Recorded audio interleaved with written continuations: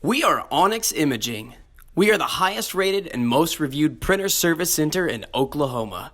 Hi, my name is John with Onyx Imaging. Today we're going to take a look at this Xerox WorkCenter 6515. The problem we've noticed is that whenever we're making copies or scans, we're getting lines and different blemishes whenever we're making copies or scans.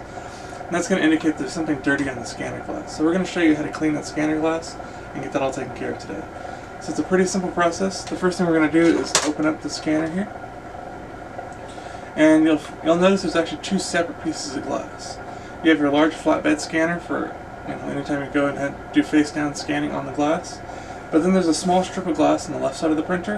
And what that piece of glass is actually for is anytime we're using this top document feeder to scan or copy, it's all scanning and copying on this little strip of glass on the left. So if you're noticing that you're getting all your blemishes using one method or the other, whether you're doing the face down method or using the document feeder, that'll kind of help troubleshoot what piece of glass you really need to focus your cleaning on.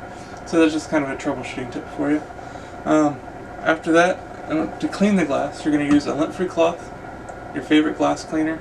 If you don't have any glass cleaner, you can use something like rubbing alcohol if you have that handy, but glass cleaner is definitely preferred.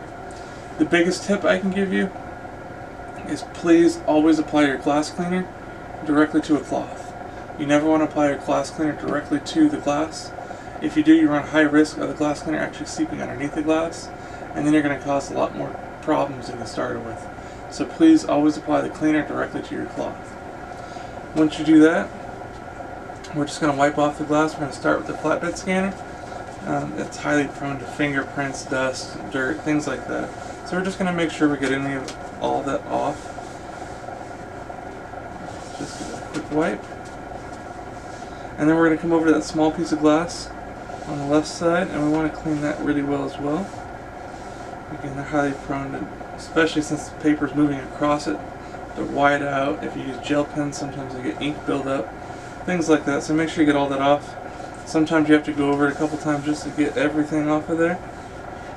Once you finish wiping everything off, kind of look it over, make sure you don't see anything still visibly on the glass.